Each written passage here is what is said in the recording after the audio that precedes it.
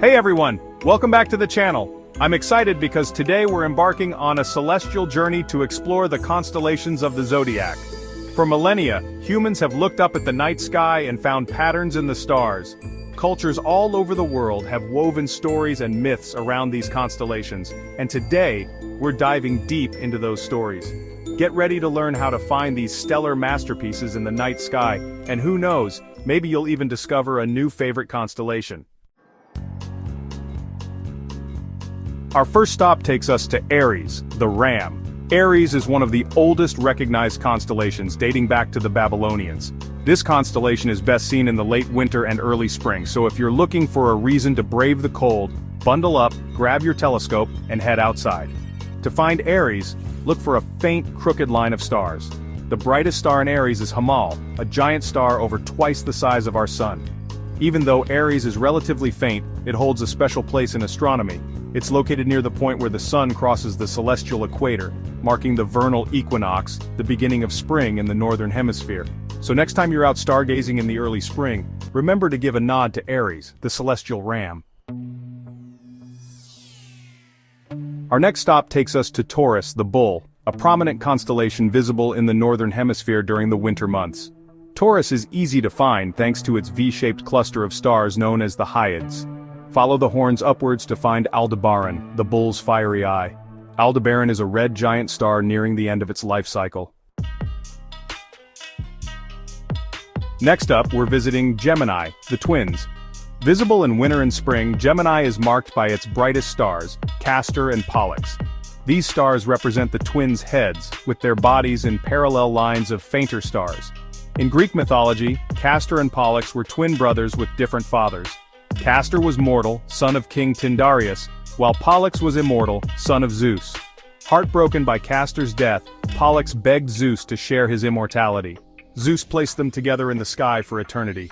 Castor and Pollux are multiple star systems, fascinating for amateur astronomers.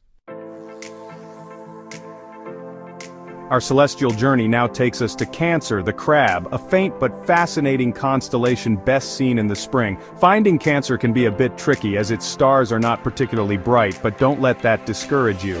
Look for it nestled between Gemini and Leo. The most notable feature of Cancer is the Beehive cluster, also known as Chrysope, a small, densely packed group of stars that resembles a swarm of bees. The Beehive cluster is visible to the naked eye on a clear night and is a stunning sight through binoculars or a telescope. This cluster is home to over 1,000 stars, and is thought to be about 600 million years old. So when you're out stargazing this spring, take some time to find Cancer and its hidden treasure, the Beehive cluster. Get ready to be wowed by Leo, the lion, a prominent constellation that dominates the spring sky. Leo is one of the easiest constellations to find thanks to its distinctive sickle shape, which forms the lion's mane. The brightest star in Leo is Regulus, a blue-white star located at the bottom of the sickle. Regulus is actually a system of 4 stars, but only one is visible to the naked eye. Leo is associated with many myths and legends from different cultures. In Greek mythology, Leo is the Nemean lion, a fearsome beast slain by Hercules as one of his 12 labors. The constellation's appearance in the sky during the spring was often associated with the return of warmth and life after the winter months. Our next cosmic destination is Virgo, the maiden, a large constellation visible in the spring and early summer. Virgo is often depicted holding an ear of wheat, marked by the bright star Spica. Finding Spica is the key to locating Virgo.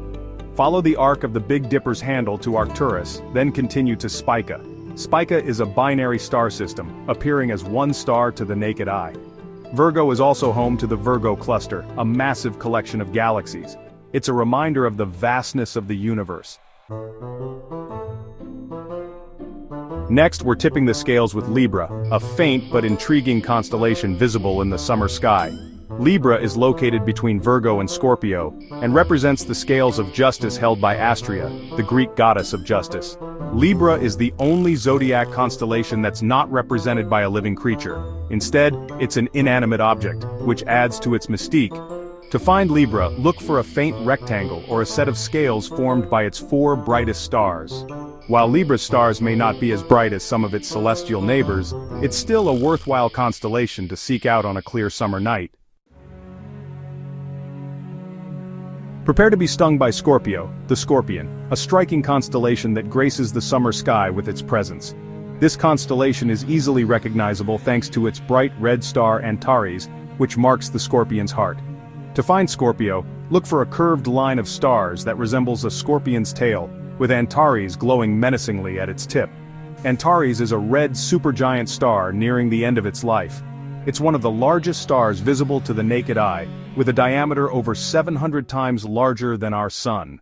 In Greek mythology, Scorpio is the scorpion sent by the goddess Artemis to kill the hunter Orion.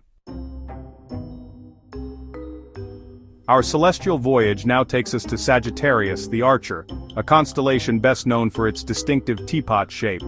This constellation is visible in the summer sky and is located near the center of our Milky Way galaxy.